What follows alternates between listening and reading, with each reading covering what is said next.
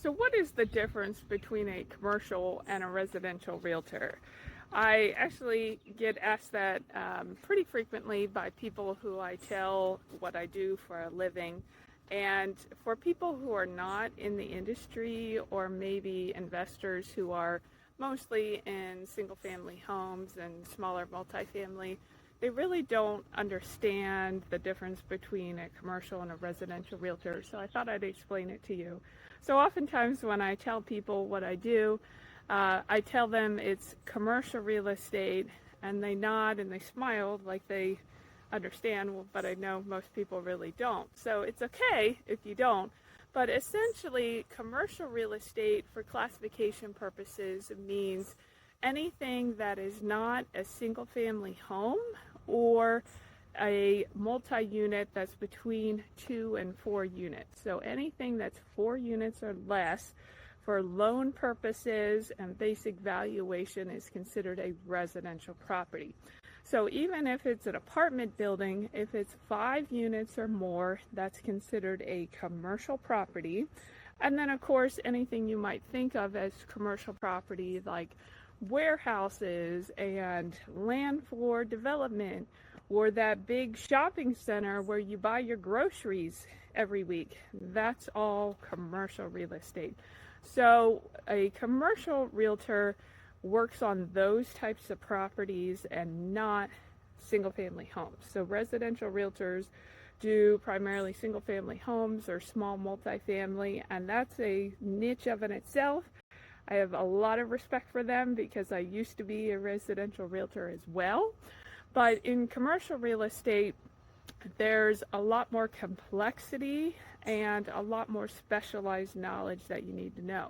So even within commercial, unless you're in a small market, you will see that commercial realtors actually specialize in a certain type of property. So myself, I do apartments and land transactions for real estate development. One of my business partners does primarily industrial properties, both sales and leasing, because in commercial it is very common that you would do the leasing as well, because again, it's a specialized industry, and a property manager who does apartment leasing is not going to know anything about leasing commercial property. So it's very common that a commercial realtor would do leasing as well as sales in their product type. So another one of my business partners does corporate representation, and that means essentially if you're a large company with locations all throughout the US, let's say that you're a Wawa and you need locations all over the place.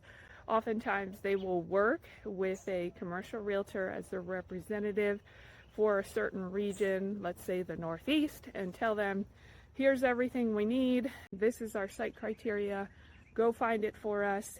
And that's what the corporate or tenant rep does for them as well.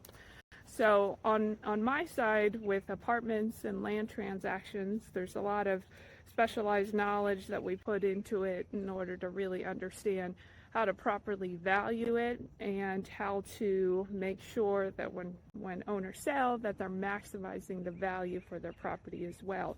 So we really specialize in order to be able to bring a lot of value and understanding to those owners. And that's why there's a clear difference between commercial and residential. Now, interestingly enough, most states don't have a distinction from the license perspective. So every state in the US does require you to have a real estate license if you're engaging in real estate transactions on behalf of other people, but almost none make a distinction between a commercial license and a residential license. It's just the knowledge that you need to have is very different. And there is an underlying principle that you shouldn't engage in a property type where you don't have the knowledge, because you wouldn't be doing service to that owner.